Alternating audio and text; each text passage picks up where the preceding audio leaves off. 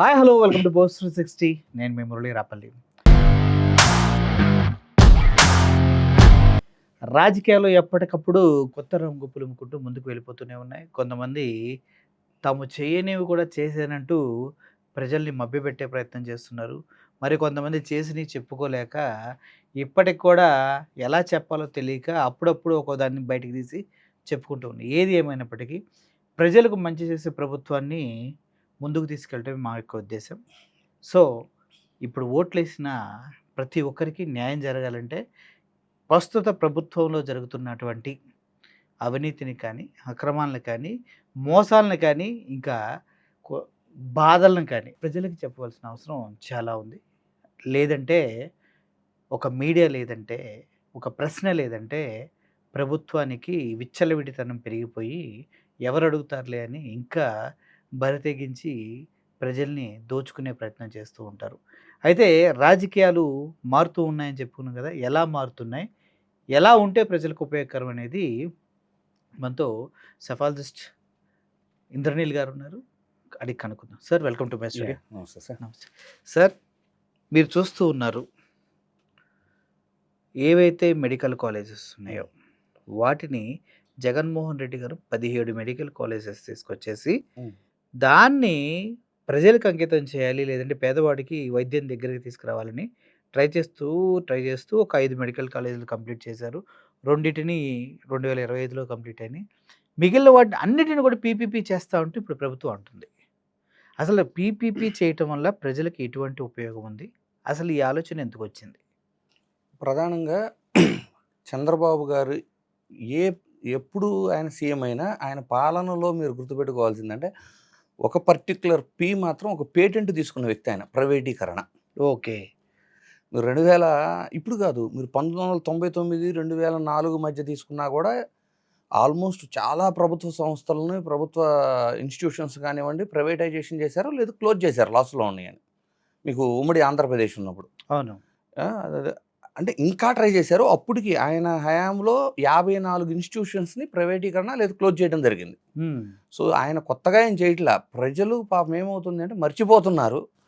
ఈ ఎన్నికలప్పుడు వచ్చి ఆ మేనిఫెస్టోలో ఇచ్చే హామీలను నమ్మి ప్రలోభపడుతున్నారు తప్పితే పాపం చంద్రబాబు గారు మాత్రం తన పంతా తను నేను మళ్ళీ అదే చేస్తాననే ధోరణిలోనే ఆయన ఉన్నారు తప్పితే.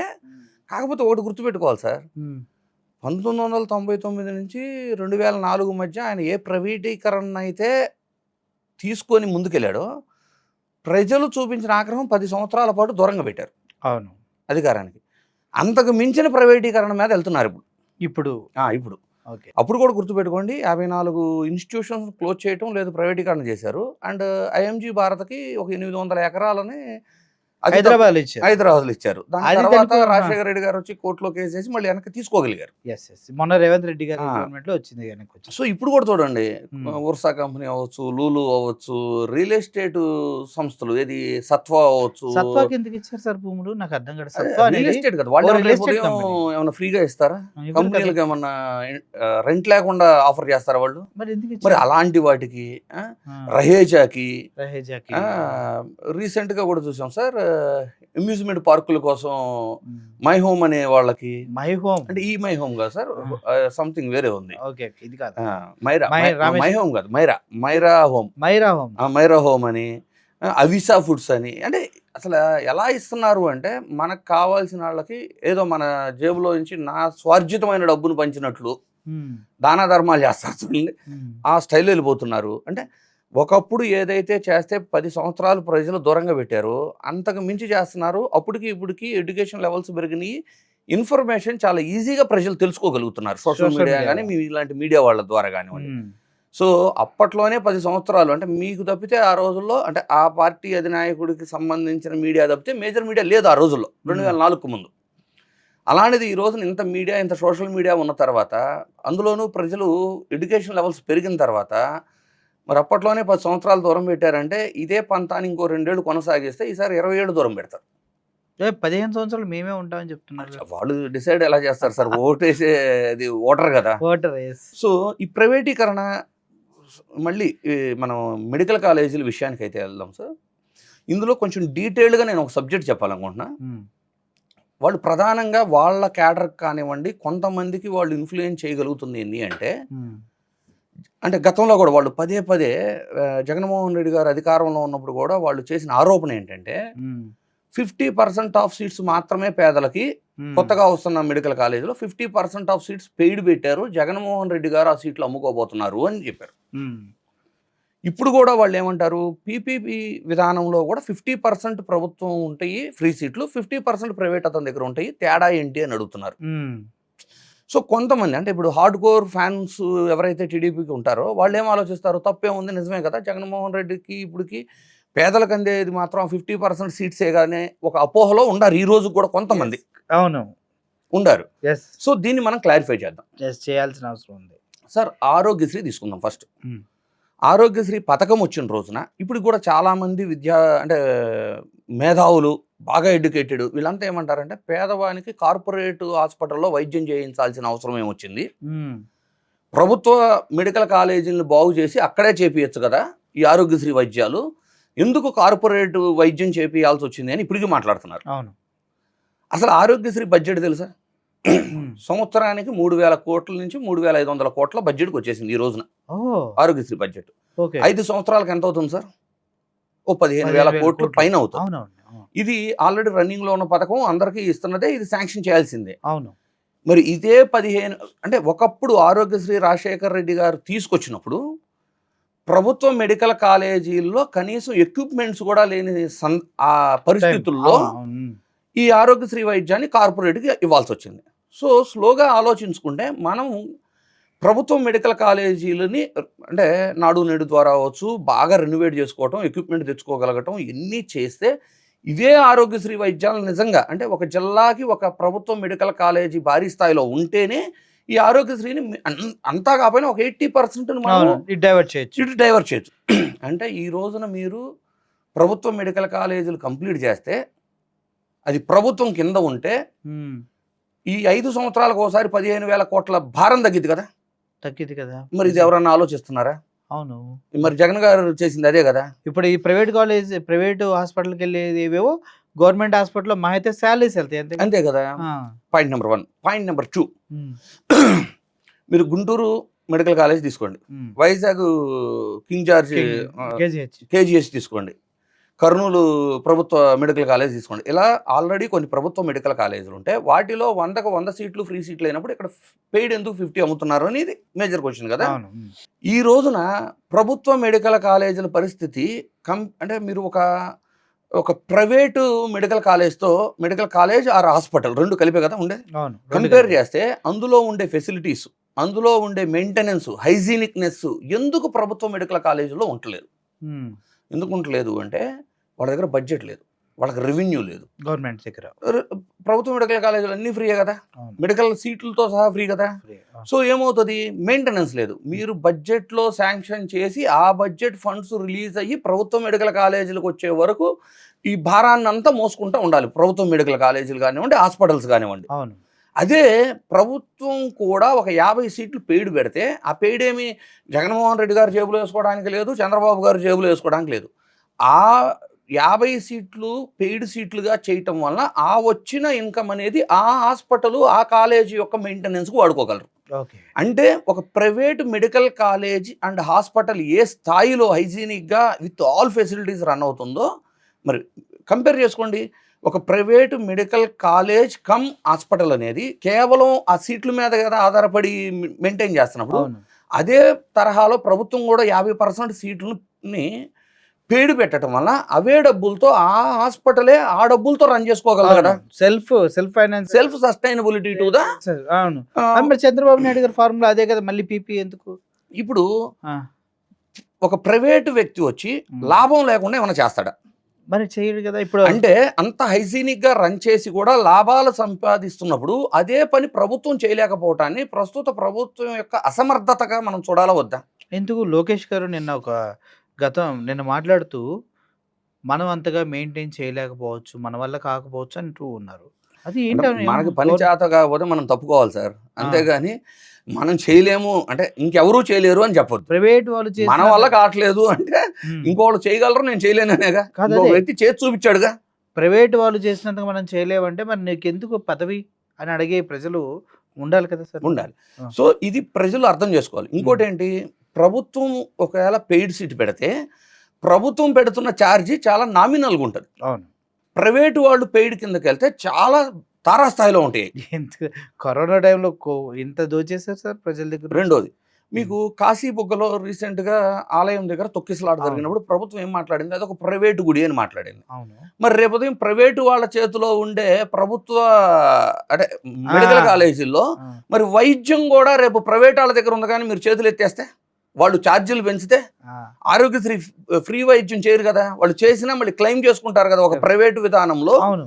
చేసుకుంటారు కదా. అదే ప్రభుత్వ మెడికల్ కాలేజీ ప్రభుత్వ హాస్పిటల్ ఉండి అది ప్రభుత్వం అండర్లోనే ఉంటే ఆరోగ్యశ్రీ 80%, ఇప్పుడు ఒక్కొక్క జిల్లా అంటే మీకు రేడియస్ ఎంత వస్తుంది, 50 కిలోమీటర్ల పరిధిలో ఒక భారీ స్థాయిలో ఒక కార్పొరేట్ హాస్పిటల్. ధీటుగా ఒక హాస్పిటల్, ఒక కాలేజ్. కాలేజీ, మీకు ఒక కార్పొరేట్ హాస్పిటల్కి ధీటుగా 50 కిలోమీటర్ రేడియస్లో ఒక ప్రభుత్వం మెడికల్ కాలేజీ ఉంటే ఆరోగ్యశ్రీలో చేయగలిగిన అంటే మేజర్ ఎమర్జెన్సీ కానివన్నీ కూడా ఇక్కడికి మనం ట్రాన్స్ఫర్ చేసుకోగలిగితే, కన్వర్ట్ చేసుకోగలిగితే మీకు 15,000 కోట్లు ప్రతి 5 సంవత్సరాలకి బడ్జెట్ తగ్గుతుంది కదా. అదే పీపీపీ విధానంలో వాళ్ళు కంపల్సరీ ప్రైవేట్ విధానంలో క్లెయిమ్ చేసుకుంటారు కదా.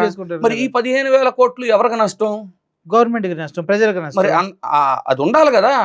ఇక్కడ ప్రాబ్లం ఏమవుతుందంటే జగన్ గారు ఈజ్ రియల్ విజనరీ సార్, కాకపోతే ఆయన చెప్పుకోరు, చేసిని ఆయన చెప్పుకోరు. రెండో ప్రాబ్లం ఏమవుతుందంటే సరే ఆయన చెప్పలేదు, ఆయన ప్రజాప్రతినిధులు అన్నా చెబుతారంటే వాళ్ళు చెప్పరు. ఎందుకని సార్ వీళ్ళు ఎట్లా ఉన్నారు? ఆ ఫ్లానే ఈ రోజున ఏమవుతుంది, ఇంత తారాస్థాయిలో జరుగుతున్న ఉద్యమంలో కూడా అసలు నిజాలు ఏంటి, ఇందులో ఉన్న బెనిఫిట్స్ ఏంటి, ప్రజలకి దక్కే బెనిఫిట్స్ ఏంటి అనేది కూడా ప్రజలకు తెలియట్లా.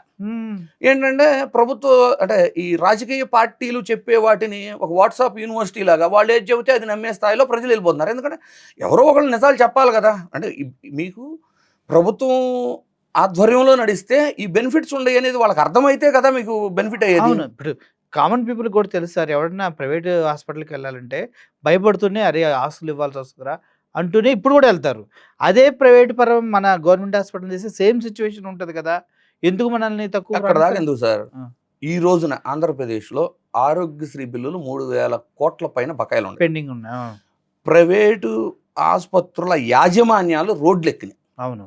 ఈ రోజున ఆరోగ్యశ్రీ వైద్యం సమయానికి అందట్లా ఆంధ్రప్రదేశ్లో. లేదు, ఇది వాస్తవం. ఆపేశారు. ఆపలా ఏమవుతుంది అంటే మాకు ఇంతవరకు బిల్లులే ఇవ్వలేదు, మీరు డబ్బులు కట్టి చేయించుకోండి, కావాలంటే సీఎం రిలీఫ్ ఫండ్కి వెళ్ళి అప్లై చేసుకోండి, కానీ డబ్బులు కడితే కానీ మేము చేయమని చాలా ప్రైవేట్ హాస్పిటల్స్ వేధింపులు గురి చేస్తున్నాం. అవును. సో అంటే 3,000 కోట్ల బకాయిలు మీరు పెట్టేసి ప్రస్తుతం ఆరోగ్యశ్రీని రన్ చేయలేని వాళ్ళు రేపు పూర్తిగా ఈ కాలేజీలను కూడా ప్రైవేట్ పరం చేస్తే హాస్పిటల్లో ఆరోగ్యశ్రీ ఏ విధంగా ఉందో రేపు ఉదయం కూడా అదే అయింది కదా. అంతే ఉంటుంది. మరి ప్రజలకు అర్థమైపోతుంది కదా. ఈ రోజున చూడండి సార్, 1,00,00,000 సంతకాల సేకరణ ప్రోగ్రామ్ స్టార్ట్ చేసినప్పుడు వైఎస్ఆర్సీపీ కూడా ప్రజల నుంచి ఈ స్థాయిలో మద్దతు వస్తుందని ఊహించుండదు. ఎందుకు సార్ అంత దారుణంగా వచ్చింది? బాగా వచ్చింది. ఎందుకంటే ప్రజలకు అర్థమైంది ఏం డ్యామేజ్ జరుగుతుంది. ప్రస్తుతం అధికారంలో ఉన్న వాళ్ళు అసలు పేదల పరంగా కానీ ప్రజల పక్షాన కానీ ఏమీ చేయటం లేదు, కేవలం ప్రైవేట్ అనుకుంటూ తమకు కావాల్సిన వాళ్ళకి ప్రభుత్వ ఆస్తులను దోచిపెడుతున్నారు అనే నాలెడ్జ్ ప్రజలకు వచ్చింది సార్. మీరు కానీ చూసుకోండి, 2024 ఎన్నికల్లో 1,30,00,000 ఓట్లు మాత్రమే వైఎస్ఆర్సీపీకి పోలేను. అవును. మరి 1,00,00,000 పైన సంతకాల సేకరణ జరిగింది అంటే ఇప్పుడు ఓటేసినంత కసిగా ఇప్పుడు సంతకాల సేకరణలో ఉండదు. ఇప్పుడు మీరు సంతకాల సేకరణ పెట్టిన రోజు ఆ ఊళ్ళో కొంతమంది పనులు ఉండొచ్చు, వేరే ఊళ్ళో వెళ్ళి ఉండొచ్చు, అవైలబుల్ ఉండకపోవచ్చు. అలాగే మన ఉద్యోగరీత్యా హైదరాబాదు, బెంగళూరు ఇలా వేరే ప్రాంతాల్లో ఉండొచ్చు. కొన్ని గ్రామాల్లో టీడీపీ ఆధిపత్యం ఎక్కువగా ఉన్న కాడ సంతకాల సేకరణ ప్రోగ్రాం నిర్వహించలేకపోవచ్చు. ఎన్ని కారణాలున్నా కూడా ఎన్ని ఓట్లు పడ్డాయో అన్ని సంతకాలు వచ్చినాయి అంటే టీడీపీ కూటమి ప్రభుత్వానికి ఓటు వేసిన వాళ్ళు సైతం కూడా ఈ రోజున కూటమి ప్రభుత్వ పాలనను వ్యతిరేకిస్తున్నారు అనేది ఒక ప్రూఫే కదా అది. అవును, కరెక్ట్. రెండోది, పట్టణ ప్రాంతాల్లో వైఎస్ఆర్సీపీకి కొంచెం మద్దతు తక్కువ ఉంటుంది. అంటే మీరు గత 3 ఎలక్షన్స్ తీసుకున్నా కూడా వైజాగ్ సిటీలో వాళ్ళకి ఎమ్మెల్యే సీట్ రాలేదు, ఒక అసెంబ్లీని కూడా గెలవలేపారు. రాజమండ్రిలో రూరల్ అర్బన్ ఇప్పుడు దాకా గెలవలేపారు. గుంటూరు వెస్ట్కి వెళ్ళలేపారు. విజయవాడలో కూడా అర్బన్లో వైఎస్ఆర్సీపీ వీక్గానే ఉంటుంది. నెల్లూరు సిటీలో కూడా వైఎస్ఆర్సీపీ వీక్గానే ఉంది ఫస్ట్ నుంచి. అంటే అర్బన్ ప్రాంతాలలో అంటే ఎడ్యుకేటెడ్ పీపుల్ ఏం ఆలోచిస్తారో కానివ్వండి, వాళ్ళు జనరల్గా వైఎస్ఆర్సీపీకి ఇన్ని రోజులు కొంచెం దూరంగా ఉండారు. అలాంటి అర్బన్ పీపుల్ ఈ రోజున విద్యా వైద్యం అనేది ప్రస్తుత ప్రభుత్వం ఎప్పుడైతే వాటి మీద నిర్లక్ష్య ధోరణి చూపిస్తుందో, ఈ సంతకాల సేకరణలో అర్బన్ పీపుల్ యొక్క పార్టిసిపేషన్ ఎక్కువ కనపడింది, భారీగా పార్టిసిపేట్ చేశారు. ఇది రాబోయే రోజుల్లో కుటుంబ ప్రభుత్వం కానీ రియలైజ్ అయ్యి ఈ విద్యా వైద్యం మీద కేర్ తీసుకోకపోతే చాలా పెద్ద డ్యామేజ్ జరిగింది వాళ్ళకి. అంటే మీరు కేర్ తీసుకుంటారు అనుకుంటున్నారా, లేదంటే ఇలాగే వెళ్తుంది? అంటే ఎప్పుడైనా కూడా వాళ్ళు తీసుకోకపోయినా మనము తీసుకోండి, అది ప్రజలకు అందాల్సిన న్యాయం కాబట్టి, బేసిక్ నీడ్స్ కాబట్టి డెఫినెట్లీ తీసుకోమని మనం సజెషన్ ఇవ్వాల్సింది. ఇప్పుడు విద్య కూడా తీసుకోండి, ఫీజు రియంబర్స్మెంట్ దగ్గర 7,000 కోట్లు, అంటే ఫీజు రియంబర్స్మెంట్, వసతి దీవెన 2 పథకాలు కలిపి 7,000 కోట్లు దాటిపోయినాయి బకాయిలు. ఈ 18 నెలల పరిపాలనలో ఒక్క రూపాయి కూడా రిలీజ్ చేయలే వీళ్ళు. ఎందుకు సార్? ఏం ధైర్యం సార్? ఎలా? మళ్ళీ అప్పులు చూసారా, ఆంధ్రప్రదేశ్లో 2,86,80,000 కోట్ల సంథింగ్, 2.5 లక్షల పైచీలకే. అవును, అప్పులలో టాపు. మరి ఆ అప్పులు తెచ్చిన బేసిక్ నీడ్స్ అయిన విద్యా వైద్యానికి 10,000 కోట్లు పెట్టకుండా మీరు 2,80,000 కోట్లు సంథింగ్ తెచ్చిన అప్పుల్ని ఏం చేశారో ముందు చెప్పాలి కదా ప్రజలకి. అంటే మీరు అప్పు చేస్తున్నారు అంటే మీ ఆస్తులు పెట్టేం తేటలేదు కదా, ప్రజల సంపద, ఇది ప్రజాస్వామ్యంలో రాష్ట్రం యొక్క సంపదనే కదా మీరు తాకట్లు పెట్టి తెస్తుంది. సో అలాంటప్పుడు ప్రజలకి ఆ తెచ్చిన అప్పుని దేనికి ఉపయోగించారు, ఎందుకు విద్యా వైద్యం మీద ఇంత నిర్లక్ష్య ధోరణిలో ఉన్నారు అనేది చెప్పాలి కదా. అంటే ప్రజల మీద కక్ష సాధింపా ఇదంతా. అంటే విద్యా వైద్యంని నెగ్లెక్ట్ చేసి ఆ రెండింటిని ఇంత దారుణంగా, ఇప్పుడు చూడండి, ఆరోగ్యశ్రీ అందుబాటులో సరిగలేదు, అసలు ఫీజు రియంబర్స్మెంట్ ₹1 రిలీజ్ చేయలేదు. అంటే విద్యా వైద్యం మీద ఇలాంటి నిర్లక్ష్య ధోరణి, అంటే ప్రజల మీద కక్ష సాధింపులాగే చూడాలి మనం. ప్రజల మీద కక్ష సాధింపులా మీరు అంటున్నారు. చాలా మంది నాకు తెలిసిన వాళ్ళు అనేది అంటే, పేదవాడి గొంతు మీద కాలు పెట్టి విద్యను దూరం చేస్తున్నారు, అదేవిధంగా వైద్యాన్ని పేదవాడికి దూరం చేస్తున్నారు సార్. ఇప్పుడు ఆంధ్రప్రదేశ్లో పేదలు ఒకటే కాదు, ప్రజలు అనండి. ఎందుకంటే ఇట్స్ నాట్ లిమిటెడ్ టు పేదలు. విద్యా వైద్యం అనేది అందరికీ అందాల్సిన హక్కు. 92% of the voters white card holders. ఇది తెలుసా మీకు? ఆంధ్రప్రదేశ్లో 92% of the people white card holders. ఓహో. అంటే ఈ ట్యాక్స్ పేయర్స్ అవ్వచ్చు, ఎంప్లాయర్స్ అవ్వచ్చు, వీళ్ళందరూ కూడా ఆ 8%. ఈ 92% వైట్ కార్డు హోల్డర్స్ ఆరోగ్యశ్రీ బెనిఫిషరీసే, ఫీజు రియంబర్స్మెంట్ బెనిఫిషరీసే, అన్ని పథకాలకు బెనిఫిషరీసే. గతంలో మీరు జగన్ గారి ప్రభుత్వ హయాంలో ఏమనేవాళ్ళు, ఎంతసేపు ఒక పర్టిక్యులర్ క్యాస్ట్లకి, పర్టిక్యులర్ మతాల వాళ్ళకి పెడుతున్నాడు జగన్ అనేవాడు. ఈ 92%లో ఎస్సీ, ఎస్టీ, మైనారిటీ కేవలం 25% కూడా లేరు. మరి మిగిలిన 65% హిందువులు కాదా, అగ్రకులాలు కాదా? మీరు తీసుకోలేదా పథకాలన్నీ? తీసుకున్నారు. ఒకప్పుడు అంటే జగన్ గారి ప్రభుత్వం రాకముందు ఎస్సీ కమిషను, ఎస్టీ కమిషన్ నుంచి వచ్చిన ఫండ్స్ కేవలం వాళ్ళకి స్పెసిఫిక్గా పథకాలు ఉండే. జగన్మోహన్ రెడ్డి గారి అధికారంలోకి వచ్చిన తర్వాత ఏ పథకం తీసుకున్నా వైట్ కార్డు హోల్డర్స్ అందరికీ దక్కింది. అందులో మరి ఓసీలు, ఇప్పుడు చెప్పుకునే అగ్రకులాల వాళ్ళు, ఇది పెత్తందారులు మేము అని చెప్పుకునే వాళ్ళు అవ్వచ్చు, వాళ్ళందరూ కూడా బెనిఫిషరీసే కదా, అందరూ పథకాలు తీసుకున్నారు కదా 92%లో. ఈ రోజుకి ఆరోగ్యశ్రీ 92% మంది ఎలిజిబులే కదా. ఇప్పుడు టీడీపీ ప్రభుత్వం వచ్చిన తర్వాత 8% కూడా కలిపి 100% ఆరోగ్యశ్రీ అప్లికబుల్ చేస్తామని చెప్పేశారు. అది గుడ్ థింగ్. అయితే నేనేమంటున్నాను, 92% వైట్ కార్డు హోల్డర్స్ ఉన్నప్పుడు మనం పేదలు అని రిఫర్ చేయాల్సిన అవసరం లేదు, ప్రజలు అని రిఫర్ చేయాలి. అదే కరెక్ట్, మీరు చెప్పిన పాయింట్ కరెక్ట్. అది ఇప్పుడు మీరు ఆరోగ్యశ్రీ ఒకటే చెప్తున్నారు సార్, గవర్నమెంట్ హాస్పిటల్ గురించి చెప్తున్నారు. నేను చంద్రబాబు నాయుడు నిన్నే మాట్లాడుతూ ఆయన అంటారు, రోడ్లు పీపీపీ పద్ధతి ద్వారా చేస్తాము, ఈ రోడ్లు పీపీపీ పద్ధతి ద్వారా చేస్తే 20 సంవత్సరాలు ప్రైవేట్ వాడి చేతిలో ఉంటుంది, తర్వాత గవర్నమెంట్కి ఇచ్చేసి వెళ్ళిపోతాడు అని చెప్తున్నాడు. మళ్ళీ స్కూల్స్, ఇప్పుడు మెడికల్ కాలేజెస్తో ఆగలేదు, స్కూల్స్ కూడా పీపీ పద్ధతిలోకి తీసుకెళ్తాం. అప్పుడు ప్రైవేట్ వాడు చిన్న బొమ్మేసుకుంటాడంట, చిన్న బొమ్మేసుకుంటాడు, ఆ తర్వాత 20 సంవత్సరాల నుంచి మనకి ఇచ్చిపోతాడు. అంటే ప్రజల్ని సార్, నేషనల్ హైవే తీసుకుందాం ఎగ్జాంపుల్. ఒక నేషనల్ హైవే తీసుకుంటే ఒక ప్రైవేట్ అతను మామూలుగా జనరల్గా హైవే కాంట్రాక్ట్స్ అని ఎలా అవుతాయి అంటే ఒక టెండర్ ప్రొసీజర్ ఉంటుంది. ఆ టెండర్లో కూడా ఏంటంటే వాళ్ళు అది నిర్మించినందుకు ప్రభుత్వం డబ్బులు ఇచ్చింది. అయిన ఖర్చు అంతా. ఉమ్, కేవలం టోల్ ఎందుకు? ఆ రోడ్డు యొక్క లైఫ్ టైం, అదే ఆ లైఫ్ ఎంత ఉంటుందో ఆ లైఫ్ మెయింటెనెన్స్ కోసం. ఉమ్, అంటే ఆ హైవే ఒక 10 సంవత్సరాలు ఉండిద్ది అనుకోండి ఇది వేసినప్పుడు, ఆ 10 సంవత్సరాల మెయింటెనెన్స్ కోసం టోల్ కలెక్షన్ అనేది ప్రొవిజన్ ఇస్తారు వాళ్ళు. ఓకే. ఇప్పుడు వీళ్ళు చెప్పే పీపీపీ విధానం ఎలా ఉండిద్ది అంటే, ఇప్పుడు మనం ప్రభుత్వ మెడికల్ కాలేజీల వ్యవహారం చూస్తున్నాం కదా, శాలరీలు ప్రభుత్వం ఇచ్చిద్ది, మీరు మాత్రం అమ్ముకొని సంపాదించుకోండి సీట్లు. మీకు తెలీదా మీకు జీవోలో? తెలీదు.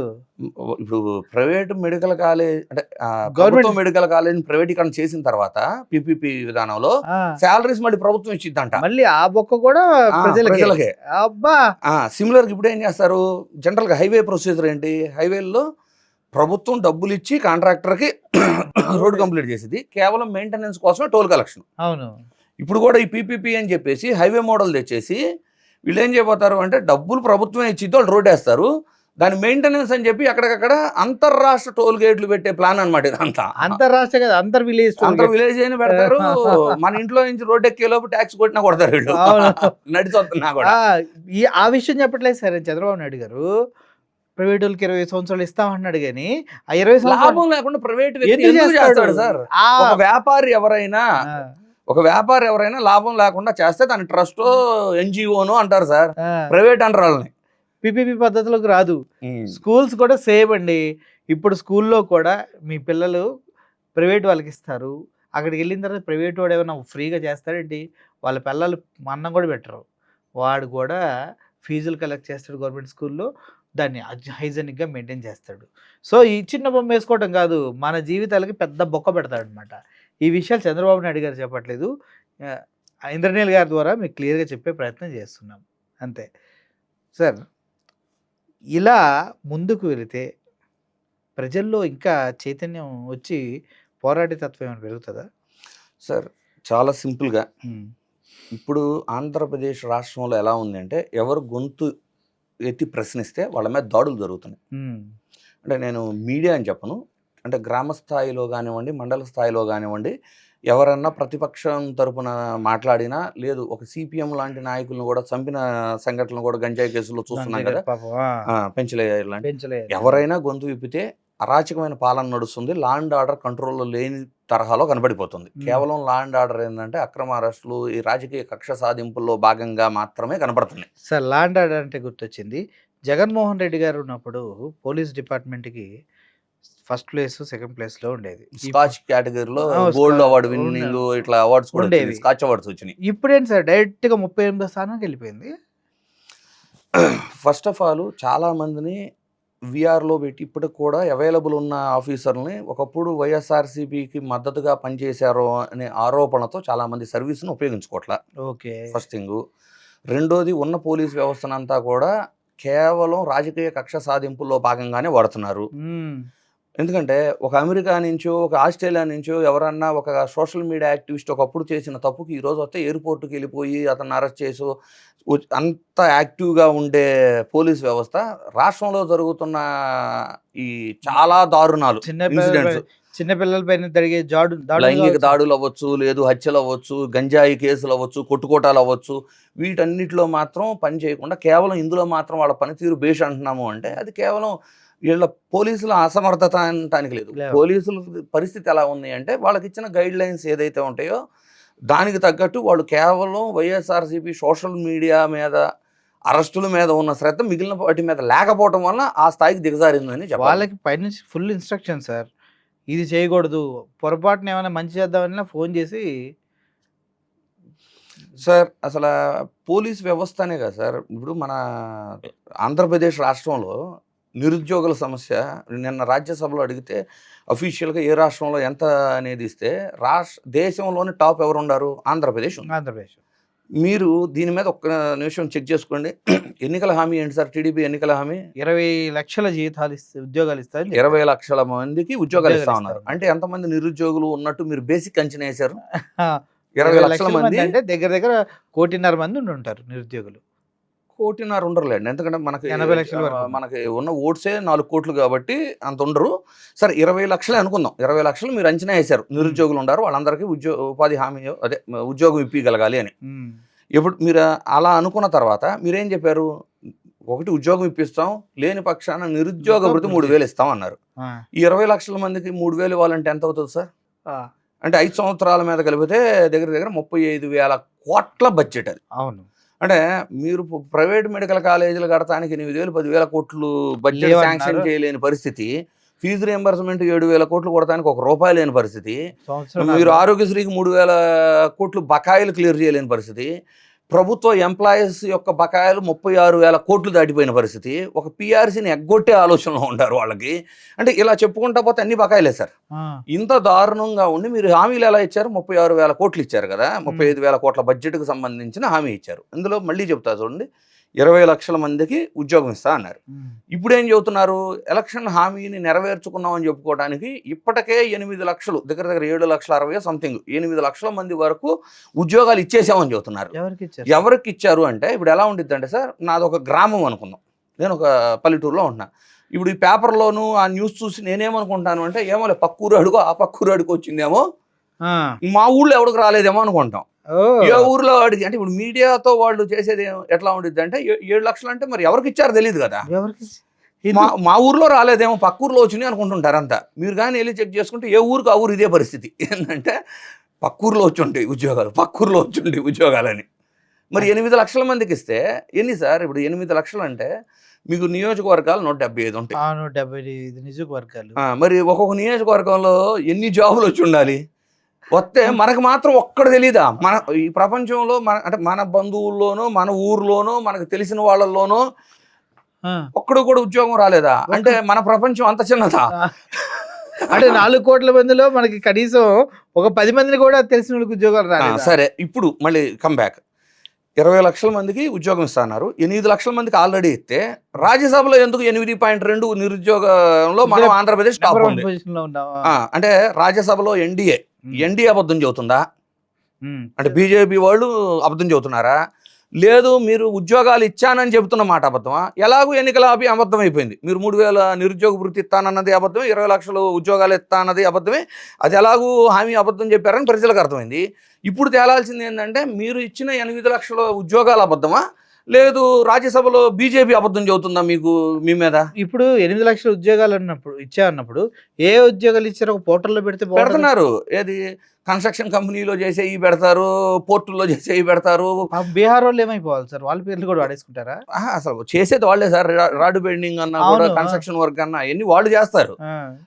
ఇవన్నీ కూడా ఏం లేదు సార్.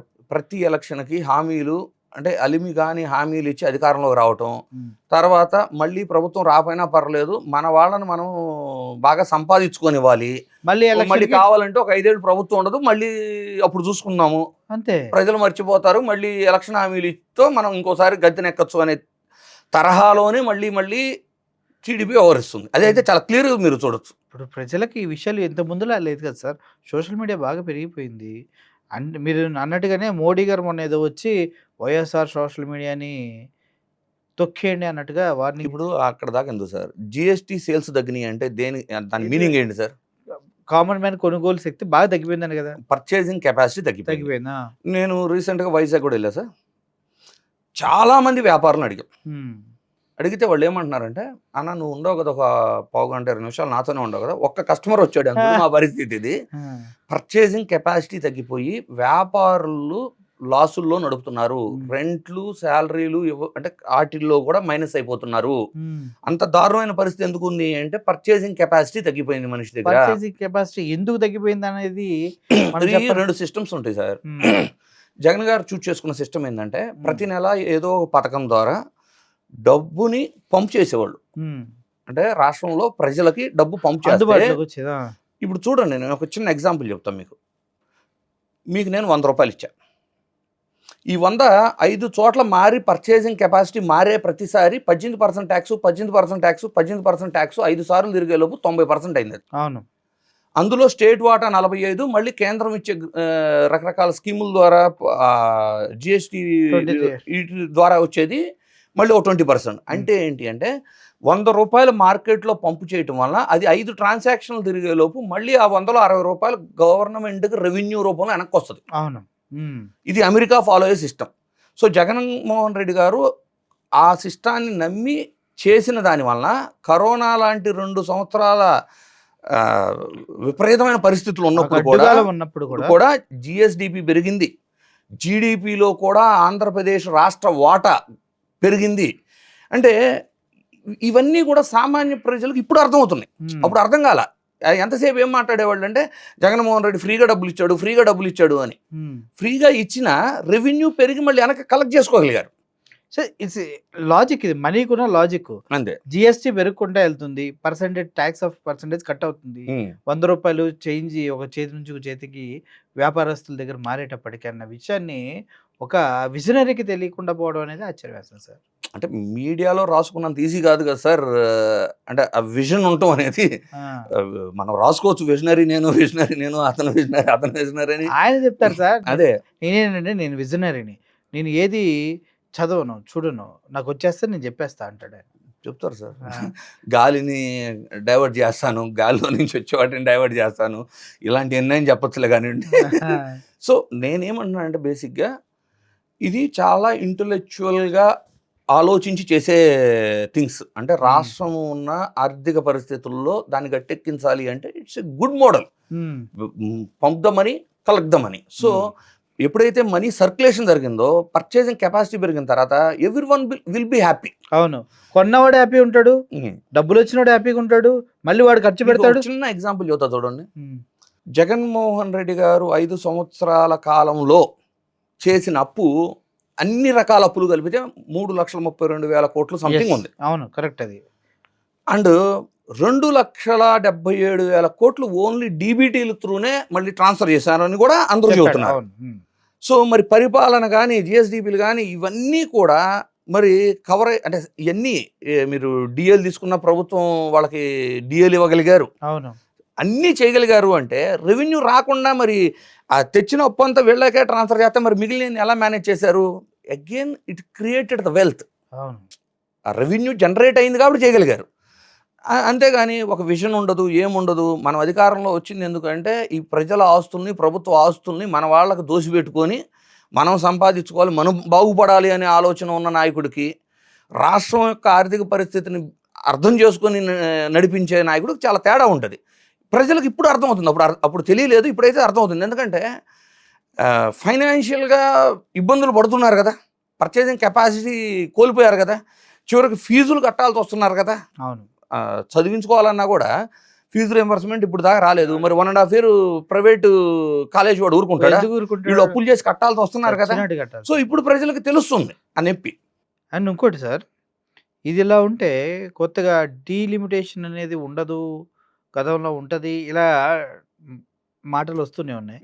డీలిమిటేషన్ ఉండకపోవడం వల్ల ఇటు ఏ పార్టీకి లాభం ఉంటుంది, ఏ పార్టీకి ప్రాబ్లం అవుతుంది?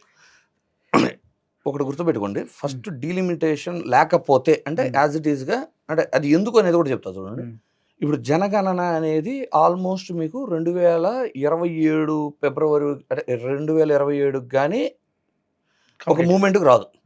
ఫస్ట్ దాన్ని 2 phases చేయబోతున్నారు. మళ్ళీ 30 లక్షల మందిని వాడబోతున్నారు ఆ జనగణనలో. దాంట్లో ఏంటంటే ఫస్ట్ హౌస్ హోల్డ్స్ గుర్తిస్తారు, తర్వాత మళ్ళీ హౌస్ హోల్డ్లో ఉన్న జనాల్ని క్యాలిక్యులేట్ చేస్తారు. ఇదంతా కంప్లీట్ అవ్వాలంటే 2027 మిడ్ అంటే సెప్టెంబర్ ఆ టైంకి వెళ్ళిపోయింది. ఆ తర్వాత ఒకవేళ డీలిమిటేషన్ చేయాలి అంటే election commission minimum 1.5 year time అడిగింది. అందువలన ఈ లోపు డీలిమిటేషన్ ఉండదు అనేది అంటే దాని ప్రాతిపదికన ఏం చెబుతున్నారంటే డీలిమిటేషన్ ఉండదు, ఉన్న స్థానాల్లోనే ఇప్పుడు ఏవైతే అసెంబ్లీ స్థానాలు ఉన్నాయో వాటి ప్రకారమే ఎలక్షన్ జరిగిద్ది అనేది అనుకుంటున్నారు. కానీ మనకి బైఫర్గేషన్ బెనిఫిట్స్లో మనం పెంచుకోవచ్చు అనేది ఒకటి ఉంది. ఓకే, అంటే ఆంధ్రప్రదేశ్, తెలంగాణకు ఒక ప్రొవిజన్ ఒకటి ఉంది. మహిళా రిజర్వేషన్ అనేది ఆల్రెడీ రాష్ట్రపతి సైన్ కూడా గత ఎలక్షన్ల కంటే ముందే కంప్లీట్ అయి ఉంది.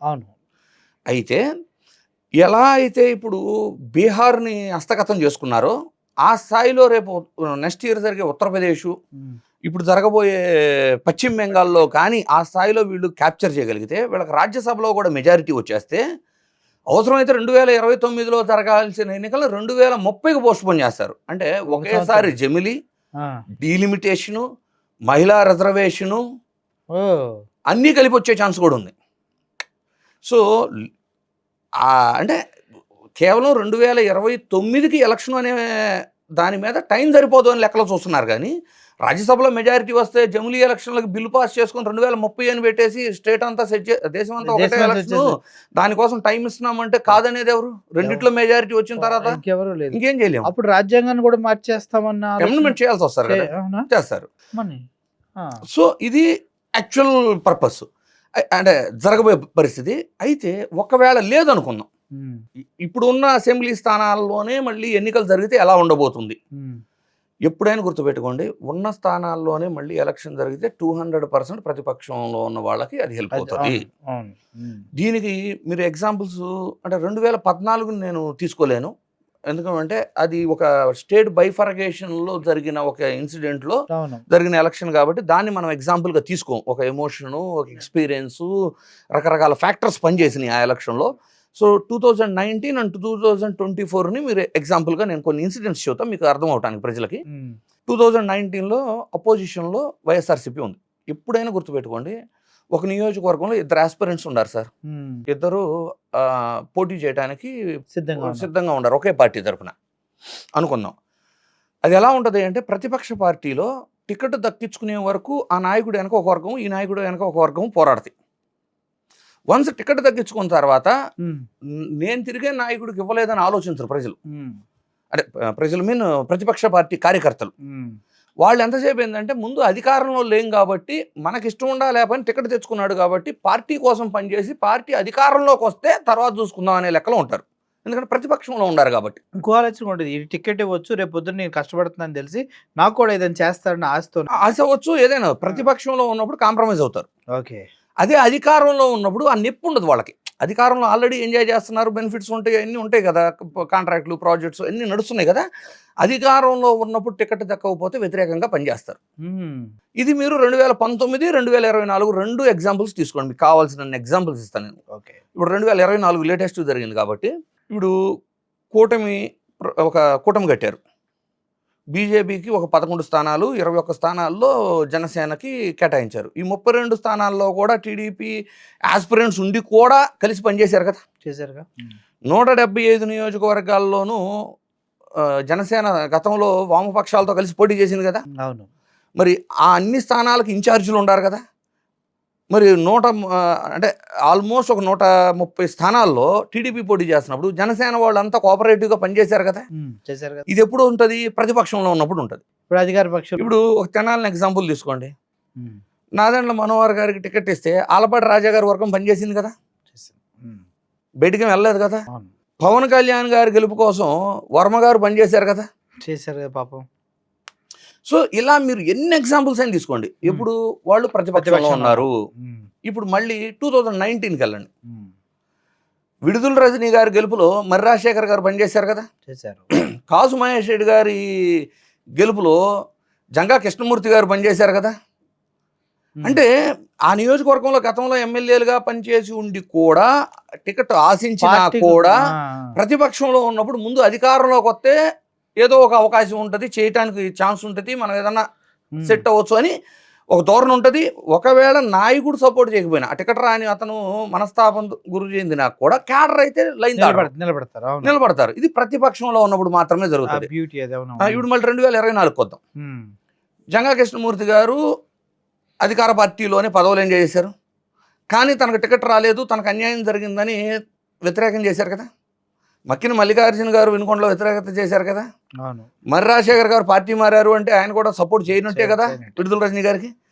ఈ ముగ్గురే మరి గతంలో ప్రతిపక్షంలో ఉన్నప్పుడు గెలిపించారు కదా.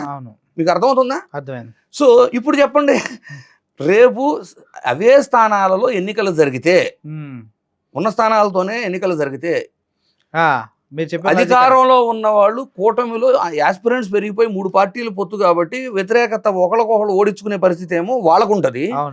ఏడేమో ఎవరికి టికెట్ ఇచ్చినా గెలిపించుకునే పరిస్థితి ఏమో ప్రతిపక్షంలో వైఎస్ఆర్సీపీకి ఉంటుంది. ప్రస్తుతం ఉన్న ప్రజా వ్యతిరేకత వాళ్ళకున్న పార్టీ బలము చూసుకుంటే అవలేలగా గెలుస్తారు వాళ్ళు వైఎస్ఆర్సీపీ వాళ్ళు సేమ్ స్థానాలంటే. అది సార్, జగన్మోహన్ రెడ్డి గారు ఇంకా గట్టిగా ముందుకు వెళ్ళట్లేదని అంటున్నారు. ప్రజల్లోకి వస్తారా? వస్తే ఏమైనా ఉపయోగం సార్? ఇక్కడ ఎలా ఉంటుందంటే అండి, ఒక రాజకీయ పార్టీ ఏదైనా కూడా ఏదైనా ఒక ఇన్సిడెంట్ జరిగింది, వెంటనే ప్రతిపక్ష పార్టీ అడ్రస్ చేసేసింది అనుకోండి, అది ఎలా వెళ్ళిపోతుందంటే రాజకీయం చేయడానికి ప్రతిపక్షం క్రియేట్ చేసిన ఇష్యూ అయితే తప్పితే రియల్ ఇష్యూలా కనపడదు అది ప్రజలకి. Okay okay. అదే ప్రజలకి నొప్పి తెలిసి ప్రజాగళం ముందు వినిపించి దానికి మద్దతుగా పార్టీ వస్తే ప్రతిపక్షం అనేది ప్రజల పక్షాన పోరాడుతున్నట్టు అయితే టూ ఇయర్లీగా పోరాటం చేయటం కూడా ఇప్పుడు చేస్తున్న పోరాటమే యాజ్ ఏ స్ట్రాటజిస్ట్గా నేనైతే ఏం చెబుతానంటే రైట్ కాదంట ఇప్పుడు చేస్తున్న పోరాటాలే.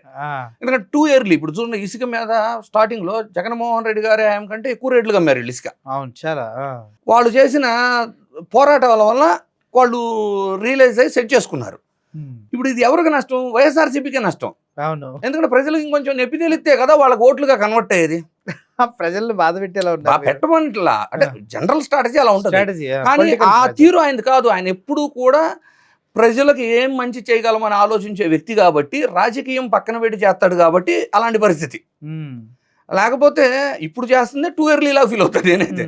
చూడండి గతంలో కేవలం 21 స్థానాలు 23 స్థానాలకు పడిపోయినప్పుడు ఇది టీడీపీ 2 ఏళ్ళు కరోనా ఉన్నప్పుడు కూడా హైదరాబాద్లో ఉన్నారు కానీ ఆంధ్రప్రదేశ్ సైడ్ అసలు ఎవరూ చూడలేదు కూడా. కనీసం 3-3.5 సంవత్సరాల తర్వాత కానీ వాళ్ళు రాజకీయం చేయడం స్టార్ట్ చేయాల. అవునా కదా?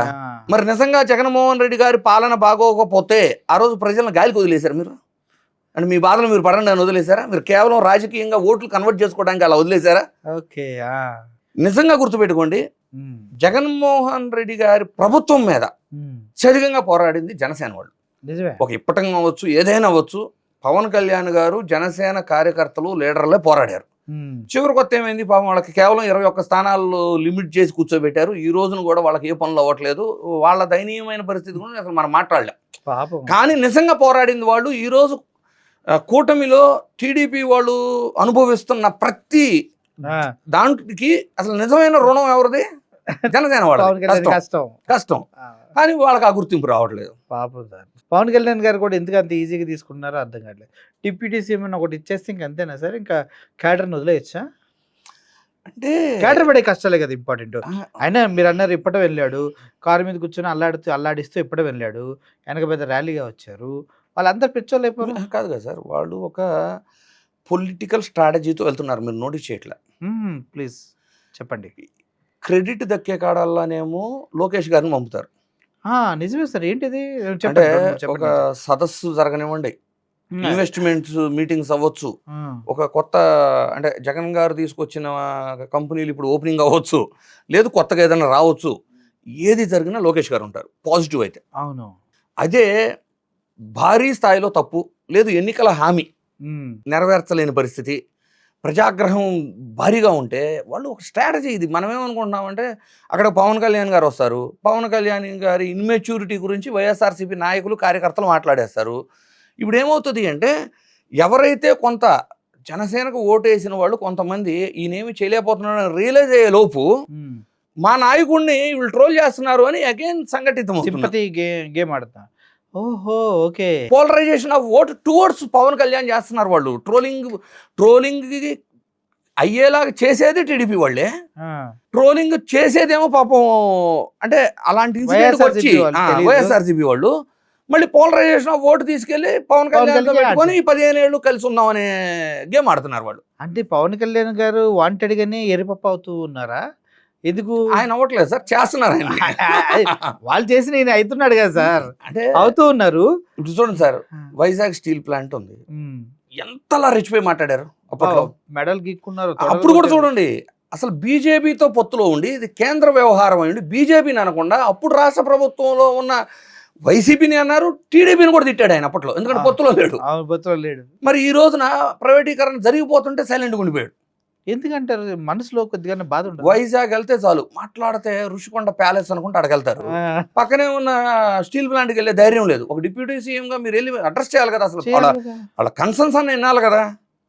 ఏమన్నా అయితే మేము డోలీ సప్పుళ్ళు తీసేస్తాం, తాండాల్లోకి వెళ్తాం, మన్యం ప్రాంతాల్లోకి వెళ్తాం, అక్కడ డోలీ సప్పులు లాగలేదు, ఇక్కడ ప్రైవేటీకరణ ఓవర్ నైట్ ఏవి జరగవు. చేసే ఉద్దేశం ఉంటే చేయండి, సిన్సియర్గా స్టార్ట్ చేయండి సార్. ఇప్పుడు ఉద్దానం ఉంది సార్, ఉద్దానం అనేది కొన్ని దశాబ్దాల యొక్క ఇష్యూ. అవును, కిడ్నీ బాధితులు ఎంతో మంది చచ్చిపోతూ, పవన్ కళ్యాణ్ గారు వెళ్ళి చేసిన అడావడి వలన దానికి అటెన్షన్ అయితే వచ్చింది. అటెన్షన్ వచ్చింది. Yes correct. అంటే పవన్ కళ్యాణ్ గారు మాట్లాడటం అక్కడ పర్యటించడం అటెన్షన్ వచ్చింది. కానీ అప్పుడు చంద్రబాబు గారు సీఎం ఉన్నారు గుర్తుపెట్టుకుని, ఆయనకి 48 గంటలు అల్టిమేటం ఇచ్చారు ఈయన.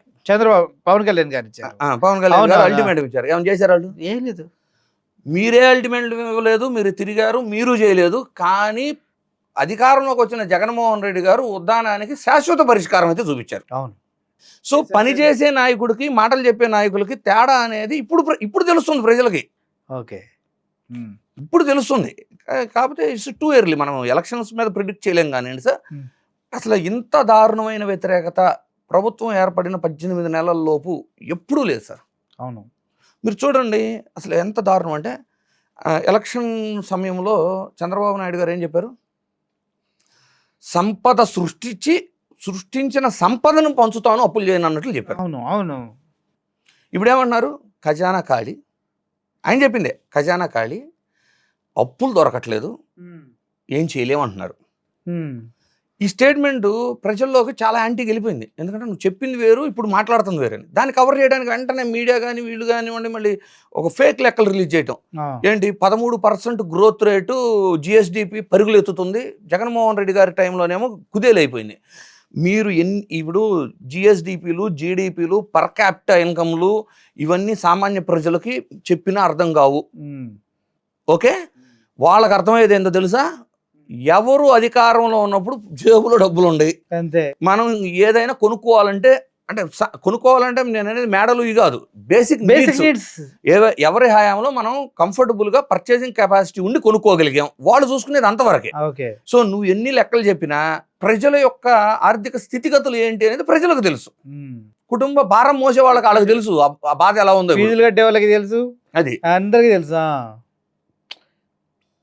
ఏం సార్, ధైర్యం ఏంటి అసలు? ఇప్పుడున్న సంపాదించుకోవాలి కావాలంటే 5 సంవత్సరాలు ప్రతిపక్షంలో ఉండాలా, అంతే. వాళ్ళు డిసైడ్ అయిపోయారు సార్. అంటే మీరు చూడండి, కొంతమంది ఎమ్మెల్యేలకి పనితీరు బాగోలేదు అని హెచ్చరించినట్లు మార్చుకోవాలి తీరు అన్నట్టు పేపర్లో కూడా రాశారు. చంద్రబాబు గారు హెచ్చరించినట్లు 130 మందికి హెచ్చరించినట్లు. నేనేమన్నానంటే, ఇది ఒక పార్టీ అంతర్గత విషయం అయినప్పుడు ప్రజల దాకా చేరే విధంగా పబ్లిష్ చేయరు. ఏ స్థాయికి వెళ్ళిపోయింది అంటే వాళ్ళు ఇతని మాట వింటలా. అవును కదా సార్, అది ఓపెనే కదా.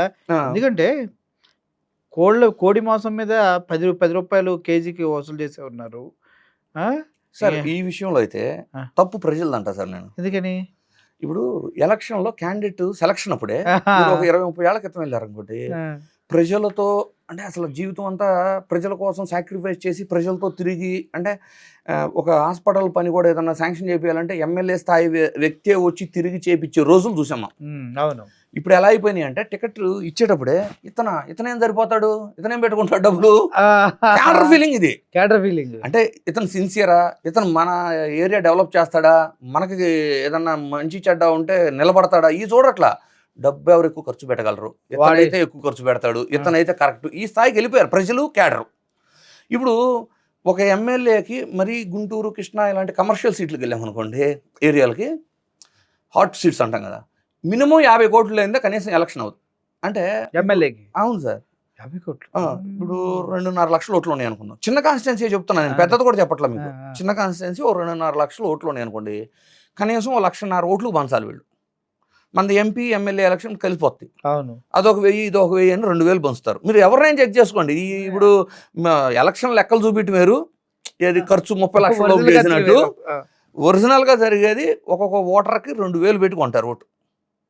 ఇద్దరు పంచాల్సిందే. మళ్ళీ నేనేమి వీళ్ళు పంచితే, ఇప్పుడు ఒకప్పుడు ఏంటంటే మేము వాళ్ళ దగ్గర తీసుకున్నాము, మేము వద్దు సార్ మేము మీకు ఏమని చెప్పేవాళ్ళు.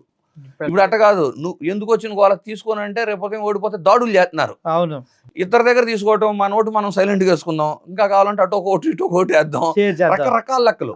సో పొలిటీషియన్స్ కూడా దాన్ని ఫిక్స్ అయిపోయారు సార్. మనోళ్ళు కాబట్టి ఫస్ట్ ఏంట్రా తీసుకున్నాడు ఒకటానే ఎత్తాడేమో, ఈ మైండ్ సెట్ వెళ్ళిపోయారు. ఇప్పుడు 1.5 ఓట్లకు 2000 అంటే ఎంత సార్? 30 కోట్లు. 30 కోట్లు. మరి ప్రచారాలకు ఎంత అవుతున్నాయి? ఎలక్షన్ నెల రోజులు బూత్కి కేసు పంపాలి మందు. అవును, అదొక 5 కోట్లు అయితే మీకు ఎంత తక్కువ వేసుకున్నా, పార్టీ టికెట్ తెచ్చుకున్నాక, ఇప్పుడు పార్టీ టికెట్ తెచ్చుకోవడం ఒక లెక్క సార్.